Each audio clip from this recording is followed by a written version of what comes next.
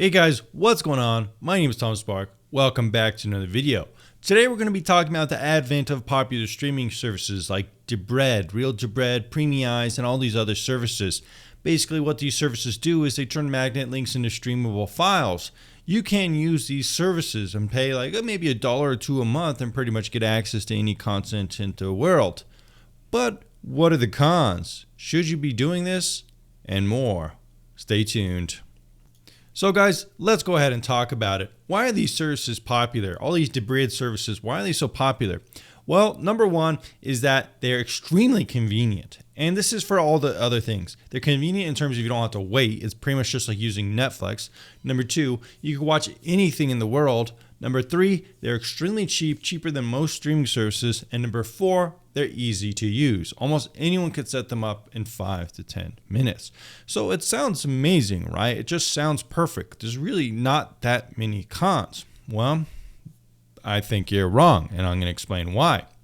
So throughout this video, I just want to make it clear. I'm not encouraging piracy. I don't encourage you to use these services. I don't even encourage you to download illegal content. Always follow the local laws and regulations in your countries. Also, guys, this video is only for educational and entertainment purposes. I myself never download illegal content. I only download legal Linux ISOs and copyright-free content. So with that in mind, let's continue. All right, guys. So number one, let's take a look at one of the privacy policies of the most popular kind of Debrid service out there. The one that kind of started it all, in my opinion, Real-Debrid. Now, Real-Debrid has had some issues in the last year or so, kind of coming under fire from copyright holders and things like that. And it claimed to make some restrictions on what you could do with its service. Although through various testing from anonymous sources, I've heard that that is not true. You could still pretty much use it the way it was always intended.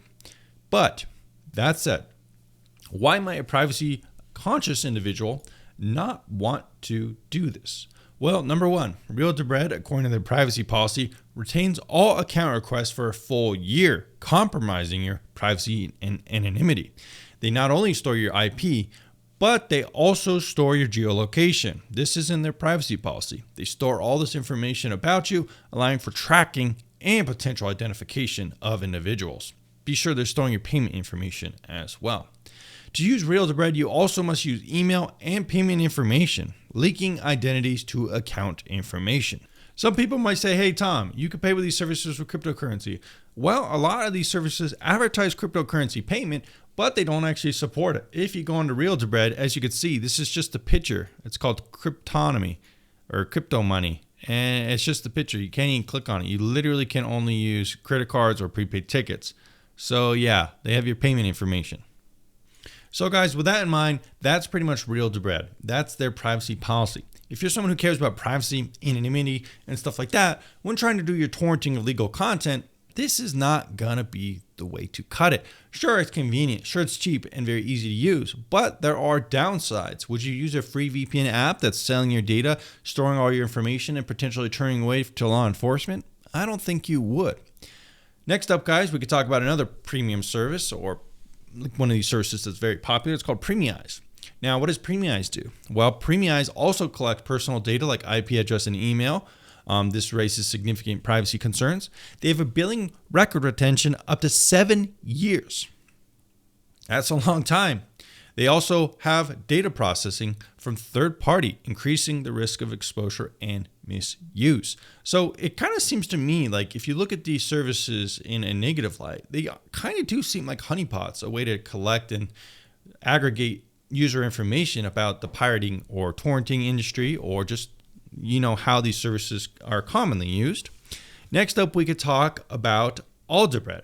Now, AllDebrid stores IP addresses, email, password, and payment details indefinitely. Inactive accounts can remain in the system for 1 to 4 years. AllDebrid's data policy can change at any time, leaving users vulnerable to new risk without warning. This might be the worst privacy policy yet.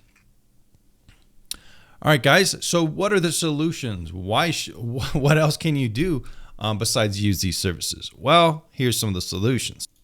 Well, guys, the solution is to torrent normally with a VPN service. You could use something like QBitTorrent, which is open source, and it just allows you to put in magnet links. These magnet links are not really necessarily controlled by anyone necessarily. They're just shared anonymously through seeders and leechers. Anonymously as long as you're using a VPN.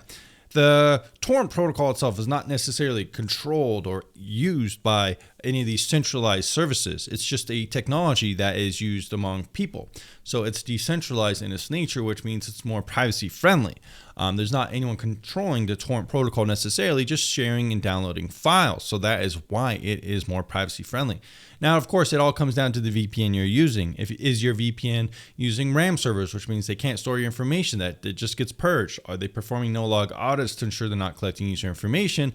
Is the VPN big enough that collecting information would catastrophically destroy its business model? These VPNs out there that are so big now, they have an obligation to protect their users.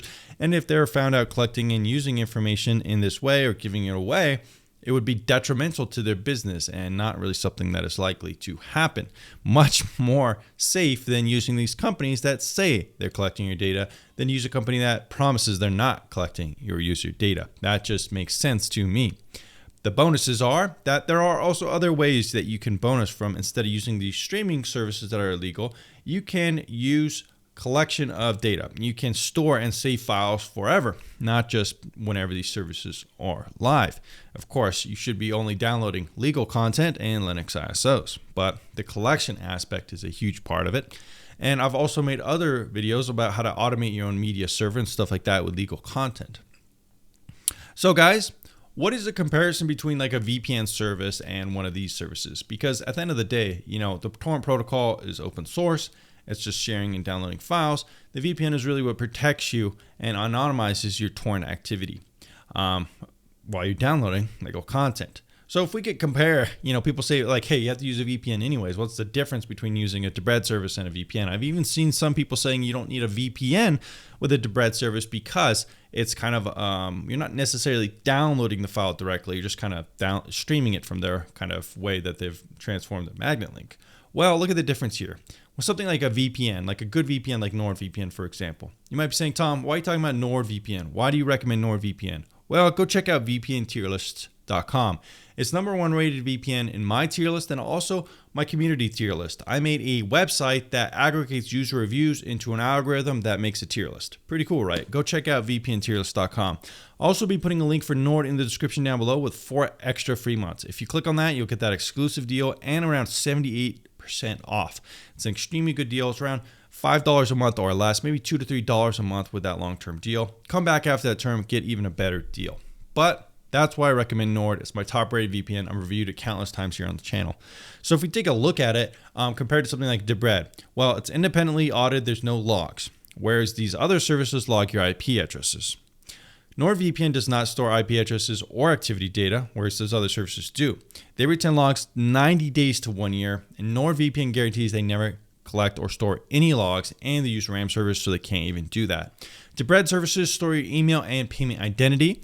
You can pay with NordVPN with cryptocurrency. I've seen AllDebrid services that offer cryptocurrency payments, but they actually don't work. I already mentioned the RAM server only thing, and a lot of these other AllDebrid services share data with authorities, activities tied to account and IP, and there's not really clear jurisdiction of where these companies are based or who even owns them. Whereas with NordVPN, it's based in Panama with no mandatory data retention.